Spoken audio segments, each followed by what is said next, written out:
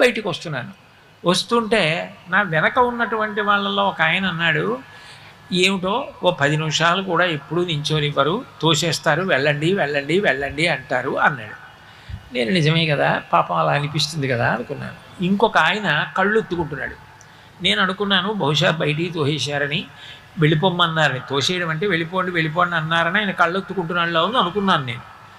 ఆయన అన్న మాట నా జీవితంలో నేను ఇప్పటికి కాదు ఎప్పటికీ మర్చిపోను.